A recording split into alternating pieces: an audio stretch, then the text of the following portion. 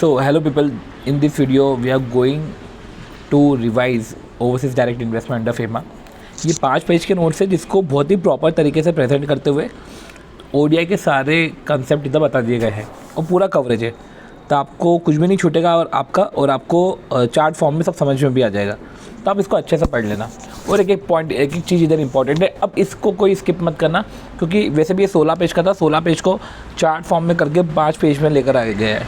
अगर text form में होता तो 2 पेज में ख़त्म हो जाता, पर चार्ट फॉर्म में थोड़ा सी स्पेस लगती है, अच्छा सा प्रेजेंट भी होता है वो, तो इसलिए 5 पेज लग गए। खैर, पेजेस मैटर नहीं करते, चार्ट बन गए वो मैटर करता है। तो हम स्टार्ट करते हैं। देखो, ओवरसीज डायरेक्ट इन्वेस्टमेंट, आप इन्वेस्टमेंट कर रहे हो तो इन्वेस्टमेंट कैसे कर सकते हो? Contribution to capital, subscription of MOA, या आपने एग्जिस्टिंग शेयर परचेस करे हैं बाय इन मार्केट या बाय प्राइवेट प्लेसमेंट। मार्केट में नहीं करे तो प्राइवेट प्लेसमेंट से करे, बाय स्टॉक एक्सचेंज अगर आपने कर दिए हो। और ये जो इन्वेस्टमेंट है वो आपका लॉन्ग टर्म इंटरेस्ट शो कर रहा है, इन द सेंस कि अगर आपने पोर्टफोलियो इन्वेस्टमेंट करा है तो वो इधर नहीं आएगा। और आप इन्वेस्टमेंट किधर कर रहे हो? जॉइंट वेंचर और होली ओन सब्सिडियरी में, दोनों में से किसी एक में सब इन्वेस्ट कर रहे हो। तो इन्वेस्टमेंट करने के एक तरीके होते हैं, तो ऑटोमेटिक रूट भी होता है और अप्रूवल रूट भी होता है। तो ऐसे हर कोई इन्वेस्ट करता है, ऐसे एक रेसिडेंट इंडिविजुअल भी इन्वेस्ट करता है। तो रेसिडेंट इंडिविजुअल जब इन्वेस्ट करता है तो उसके लिए जो लिमिट होती है वो $2.5 लाख तक की होती है। $2.5 बोला मैंने। चलो, मैं अगर बात करूँ इंडियन पार्टी की, तो इंडियन पार्टी में और एक रेसिडेंट इंडिविजुअल की बात हमने कर ली, पर एक इंडियन पार्टी जैसे कि company, LLP, partnership firm, RBI notified entities, ये जब इन्वेस्टमेंट करती है, इन्वेस्टमेंट या फिनेंशियल कमिटमेंट करती है, तो वो जॉइंट वेंचर या होली ओन सब्सिडियरी को करती है। तो जॉइंट वेंचर में वो इन्वेस्टमेंट कर सकती है, होली ओन सब्सिडियरी में वो इन्वेस्टमेंट कर सकती है। ओडीआई में जो इन्वेस्टमेंट है इन 2 जगह ही है। तो देखो, इन्वेस्टमेंट ऑफ फाइनेंशियल कमिटमेंट है जेवी या होली ओन सब्सिडियरी में। जेवी भी अपनी फॉरेन एंटिटी है, होली ओन सब्सिडियरी भी हमारी फॉरेन एंटिटी है। ये वो फॉरेन एंटिटी है जिसमें 100% कैपिटल इंडियन पार्टी का है। अब इधर इन्वेस्टमेंट या फिनेंशियल कमिटमेंट हम कर रहे हैं। ऑटोमेटिक एक अप्रूवल है कि आप कर सकते हो, और एक होता है अप्रूवल रूट, एक होता है ऑटोमेटिक रूट, एक होता है अप्रूवल रूट। अप्रूवल रूट तब जब $1 बिलियन से ज़्यादा का आप इन्वेस्टमेंट कर रहे हो। 1 बिलियन मतलब 1000 लाख, 10,000 लाख, इनफैक्ट $10,000 लाख से ज़्यादा का आप इन्वेस्टमेंट कर रहे हो तो आपको अप्रूवल लगेगा। और एक और लिमिट देखी जाती है, एलिजिबल लिमिट, जो है 400% of net worth include paid up capital plus free reserve, तो उसका 400%। और अमाउंट में देखें तो $1 बिलियन से ज़्यादा। हो सकता है कि आपका जो है इन्वेस्टमेंट $10,000 लाख से ज़्यादा नहीं हो, पर आपका जैसे कि $9,000 लाख है, पर आपका एलिजिबल लिमिट 400% ऑफ नेटवर्थ, मतलब कि paid up capital plus free reserve, इससे ज़्यादा हो गया। भले वो 9,000 लाख है, फिर भी आपको अप्रूवल तो लेना पड़ेगा, मतलब आपको दोनों लिमिट देखनी है। अब मैंने आपको बोला कि इन्वेस्टमेंट या फिनेंशियल कमिटमेंट, तो फिनेंशियल कमिटमेंट का मतलब क्या होता है? मतलब 100% ऑफ इक्विटी शेयर या कंपलसरी कन्वर्टिबल, जो प्रेफरेंस है, जो कंपलसरी कन्वर्टिबल है, तो एक तरीके से वो भी इक्विटी शेयर्स ही है, तो 100% of equity share. Other preference share है तो 100% उसका भी। 100% लोन दे रहे हो तो वो भी। Guarantee given by Indian party कोई सी गारंटी दे रही है तो उसका 100%, या guarantee given by resident bank, और इंडियन पार्टी ने काउंटर गारंटी दी है उस पर्टिकुलर बैंक को, तो उसका भी 100%। और परफॉर्मेंस गारंटी है उसका 50%। वापस से मैं तो आपको बोल देता हूँ कि इक्विटी प्रेफरेंस शेयर होल्डर जो कंपलसरी कन्वर्टिबल है 100%, अदर प्रेफरेंस शेयर है उसका 100%, लोन का 100%, गारंटी दे रही है इंडियन पार्टी, डायरेक्ट गारंटी दे रही है जॉइंट वेंचर या होली ओन सब्सिडियरी को 100%। अगर joint venture wholly own subsidiary को रेसिडेंट बैंक ने गारंटी दी है और इंडियन पार्टी उस रेसिडेंट बैंक को काउंटर गारंटी दे रही है तो उसका 100%। परफॉर्मेंस गारंटी पे 50%। नोट करना, परफॉर्मेंस गारंटी मतलब कि परफॉर्मेंस करने की गारंटी हम दे रहे हैं। तो हो सकता है कि जब परफॉर्मेंस गारंटी इन्वोक हो, गारंटी इन्वोक भी हो सकती है ना, तो गारंटी इन्वोक हो और वो अगर लिमिट को ब्रीच कर रहा है, कि वो गारंटी इन्वोक हो और पता चले कि वो तो एलिजिबल लिमिट को क्रॉस कर रहा है, या गारंटी जब इन्वोक कर रहे हैं तो वो लिमिट को क्रॉस कर रहा है, $1 बिलियन की लिमिट को क्रॉस कर रहा है, तो ऐसे केस में फिर आपको अप्रूवल लग जाएगा आरबीआई का। तो हमने ये सब बातें करी, इन्वेस्टमेंट, फिनेंशियल कमिटमेंट, ये सब। अब देखो, इंडियन पार्टी इन्वेस्टमेंट कर रहा है जॉइंट वेंचर या होली ओन सब्सिडियरी में, क्योंकि ओवरसीज डायरेक्ट इन्वेस्टमेंट है ना, तो ओवरसीज में भी किधर? जॉइंट वेंचर और होली ओन सब्सिडियरी।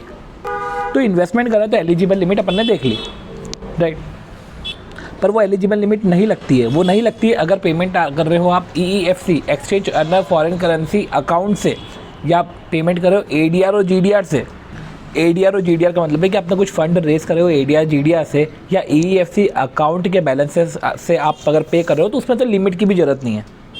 तो देखो एलिजिबल लिमिट नहीं एप्लीकेबल होगी अगर आप EEFC फंड से पे कर रहे हो, ADR और GDR से आपने फंड रेस करे हो, वहाँ से आप पेमेंट कर रहे हो, ठीक है। तो एलिजिबल लिमिट आप एप्लीकेबल नहीं होती और इन्वेस्टमेंट आपका बोनाफाइड एक्टिविटी के लिए होना चाहिए। तो देखो इन्वेस्टमेंट कर रहे हो तो एलिजिबल लिमिट एक क्राइटेरिया है और साथ ही साथ आपको बोनाफाइड एक्टिविटी के लिए करना है। नोट करना कि जो इंडियन पार्टी है वो इधर नहीं आनी चाहिए, मतलब वो एक कॉशन और डिफ़ॉल्टर लिस्ट होती है, उस डिफ़ॉल्टर लिस्ट में नहीं होना चाहिए इसको। ये जो कॉशन और डिफ़ॉल्टर लिस्ट होती है ना, ये CIBIL, RBI, credit information committee ये सब बनाती है, इस लिस्ट में शामिल नहीं होना चाहिए। और इसके ऊपर कोई इन्वेस्टिगेशन भी नहीं चलना चाहिए। No investigation under directorate of enforcement investigation authority या रेगुलेटरी अथॉरिटी। तो regulatory authority, direct enforcement directorate का कोई इन्वेस्टिगेशन भी नहीं चल रहा है, कोई कॉशन लिस्ट में भी नहीं है।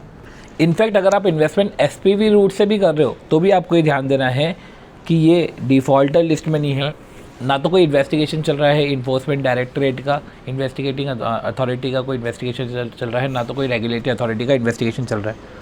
तो देखो आपने ये देखा कि कोई लिस्ट में नहीं होना चाहिए इंडियन पार्टी, मतलब साफ़ सुथरी इंडियन पार्टी होनी चाहिए। इन्वेस्टमेंट कर रहा है, एलिजिबिलिटी क्राइटेरिया अपन ने देख लिया। EEFC ADR GDR से कर रहे हो तो वो भी नहीं लगेगा, और बोनाफाइड इन्वेस्टमेंट करना और SPV रूट से भी इन्वेस्टमेंट करो तो भी ये सब चीज़ें देखी जाती है। जब आप इन्वेस्टमेंट कर रहे हो तो आप ऑथराइज डीलर के साथ एक कोई सी ब्रांच सिलेक्ट करो ऑथराइज डीलर की, वहाँ से आप इन्वेस्टमेंट कर सकते हो। मतलब डायरेक्ट पैसे जमा नहीं करने, आपको पहले ऑथराइज डीलर को देना है, वो रुपीज़ को डॉलर में कन्वर्ट करके फिर आगे इन्वेस्टमेंट होगा। तो वो अप्रोच करेगा ऑथराइज डीलर को, ODI फॉर्म भरेगा, साथ ही साथ डॉक्यूमेंट फिल करेगा।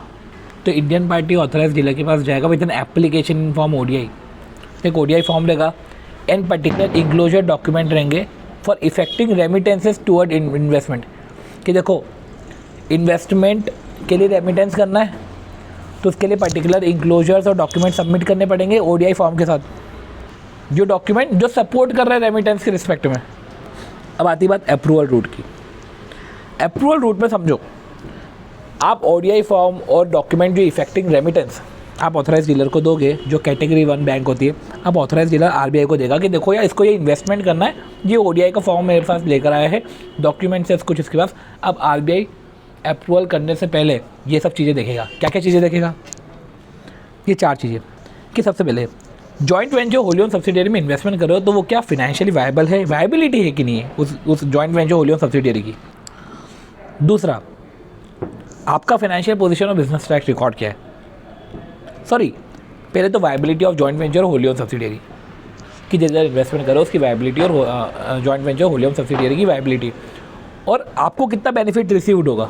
आप इन्वेस्टमेंट करो किसी बेनिफिट के लिए करो तो आपको कितना बेनिफिट रिसीव होगा, कितना वो कंट्रीब्यूट करेगा एक्सटर्नल ट्रेड में। आप इन्वेस्टमेंट कर रहे हो बाहर, कितना कंट्रीब्यूट करेगा वो एक्सटर्नल ट्रेड में, कितने अदर बेनिफिट मिलेंगे, क्या क्या कंट्रीब्यूशन हो रहेगा फिर एक्सटर्नल ट्रेड में, क्या एक्सटर्नल ट्रेड बढ़ेगा नहीं बढ़ेगा, कितना कंट्रीब्यूशन रहेगा एक्सटर्नल ट्रेड में। फिर आपके बिजनेस ट्रैक रिकॉर्ड, आपका बिजनेस ट्रैक रिकॉर्ड, आपकी फाइनेंशियल पोजीशन, साथ ही साथ joint venture wholly own subsidiary का बिजनेस ट्रैक रिकॉर्ड और फाइनेंशियल पोजीशन, और जिस लाइन ऑफ एक्टिविटी में joint venture wholly own subsidiary काम करता है, क्या आपको उधर एक्सपीरियंस है कि नहीं है। तो एक्सपीरियंस है कि नहीं इंडियन पार्टी को in the line of activity of joint venture wholly own subsidiary. India के पैसे बाहर जा रहे हैं तो सबसे पहले वो तो यही चाहेंगे ना कि ये सब चीज़ें एक बार देखें कि उसकी वायबिलिटी है कि नहीं है, कितना बेनिफिट रिसीव होगा एक्सटर्नल ट्रेड में, क्या वो भी हमको बिजनेस देंगे क्या, कि देखो हम तो बाहर इन्वेस्टमेंट करें, कल को सामने से भी रिस्पॉन्स आएगा कि नहीं आएगा, कंट्रीब्यूशन टू एक्सटर्नल ट्रेड, आपका business track record, financial position, joint venture wholly own subsidiary में बिजनेस ट्रैक रिकॉर्ड और फाइनेंशियल पोजीशन, और जिस लाइन में joint venture wholly own subsidiary काम कर रही है उस लाइन में इंडियन पार्टी को एक्सपीरियंस है कि नहीं। तो अप्रूवल देने से पहले ये सारे फैक्टर्स देखती है, और ऑटोमेटिक अप्रूवल के हमने लिमिट देख लिए। चलो, अब ODI जो है रेसिडेंट इंडिविजुअल कर रहा है तो LRS की लिमिट है। तो समझो रेसिडेंट इंडिविजुअल इटसेल्फ या जॉइंटली जो भी कर रहा है वो इक्विटी शेयर या कंपलसरी कन्वर्टेबल प्रेफरेंस शेयर में इन्वेस्टमेंट कर रहा है, इन्वेस्टमेंट या फाइनेंशियल कमिटमेंट है LRS की लिमिट तक।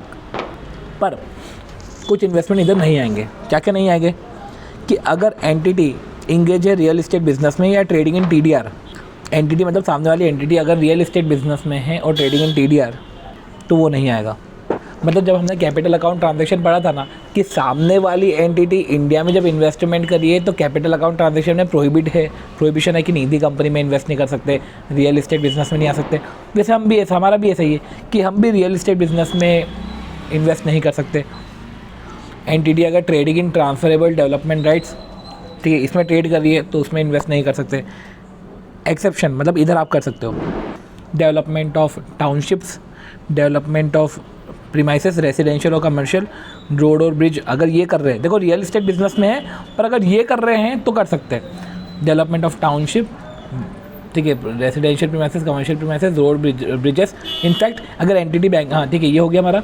और एंटिटी अगर बैंकिंग बिजनेस में है, अब एंटिटी बैंकिंग बिजनेस में तो आप नहीं कर सकते, तो एंटिटी अगर बैंकिंग बिजनेस में तो नहीं कर सकते। साथ ही साथ जो ओवरसीज एंटिटी है जहाँ पे इन्वेस्टमेंट कर रहे हैं, वहाँ पे हम पैसे लगा रहे हैं, वो ऑफर नहीं कर सकते financial product linked to Indian rupees. वो फिनेंशियल प्रोडक्ट ऑफर नहीं कर सकते linked to Indian rupees without specific approval. तुम फिनेंशियल प्रोडक्ट ऑफर ही नहीं कर सकते। तो ओवरसीज एंटिटी का मतलब है कि एंटिटी जहाँ पे डायरेक्ट इनडायरेक्टली इक्विटी पार्टिसिपेशन हो रहा है, वो एंटिटी वो फिनेंशियल प्रोडक्ट ऑफर नहीं कर सकते link to Indian rupees. However RBI ने अप्रूव करा तो कर सकते हैं। तो इधर भी अगर आप टाउनशिप में इधर इन्वेस्टमेंट कर रहे हो, ठीक है, कंपनी अगर इंगेज है in construction of townships, residential, commercial premises, road and bridges, वहाँ पे आप इन्वेस्टमेंट कर सकते हो, प्रायर अप्रूवल चाहिए। एंटिटी बैंकिंग बिजनेस में तो भी नहीं कर सकते, और अगर एंटिटी ऑफर नहीं कर सकते financial product link to Indian rupees, पर हाँ आरबीआई से अप्रूवल मिले तो कर सकते हो। बाकी इन्वेस्टमेंट फाइनेंशियल कमिटमेंट की हमने बात कर ली। इक्विटी कंपलसरी कन्वर्टेबल लिमिट एरआरएस तक है।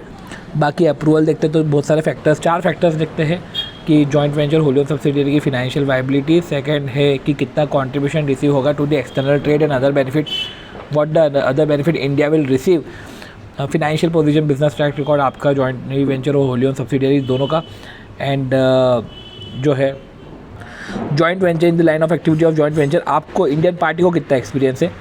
और ये आरबीआई ये अप्रूवल देने से पहले ये सब चीज़ें देखती है। आप ऑथराइज डीलर के पास जाते हो, ऑडीआई फॉर्म लेके एंड डॉक्यूमेंट जो इफेक्टिंग रेमिटेंस वो साथ ही साथ आप सबमिट करते हो। फिर हमने ये पढ़ा था कि इंडियन पार्टी इन्वेस्टमेंट करी तो एलिजिबल लिमिट में ही इन्वेस्टमेंट कर सकते हो, उसके ऊपर तो वैसे भी उसको अप्रूवल लेना पड़ेगा। पर ईएफसी, एडीआर, जीडीआर के फंड से अगर वो इन्वेस्टमेंट कर रही है तो कोई अप्रूवल की ज़रूरत नहीं है। इन्वेस्टमेंट बोनाफाइड एक्टिविटी के लिए होना चाहिए, ना तो कॉशन और डिफ़ॉल्टर लिस्ट में आना चाहिए, ना तो कोई इन्वेस्टिगेशन पेंडिंग चल रहा हो।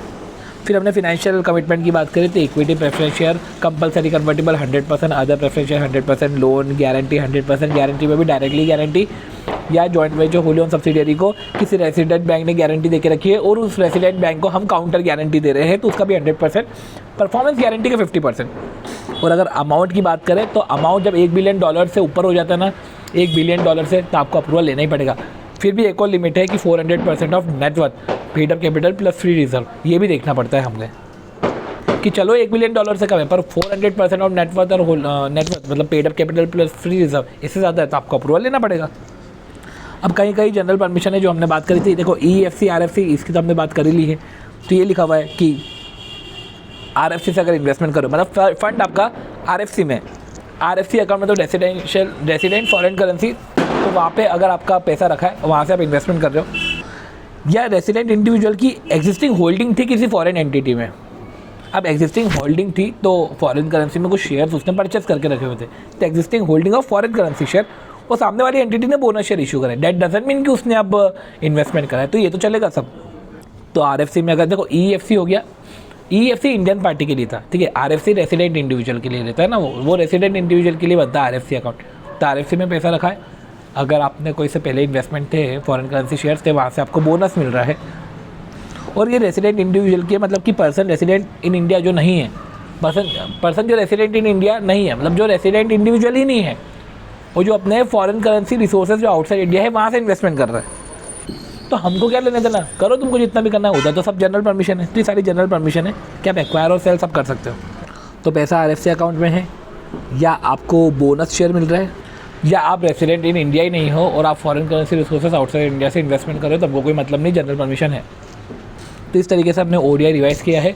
और इससे हमारे सारे पॉइंट्स कवर होते हैं। होप सो आपको वीडियो अच्छा लगा होगा, और अगर वीडियो अच्छा लगे तो please do like the video, share the video and subscribe to channel CATV। कर लेना सब्सक्राइब यार, अच्छे खासे वीडियो अपलोड हो जाते हैं, कर लो सब्सक्राइब। कंसिस्टेंसी देख के ही कर लो, कम से कम एफर्ट देख के ही कर लो, ठीक है। तो मिलते हैं हमारे नेक्स्ट वीडियो में, बाय।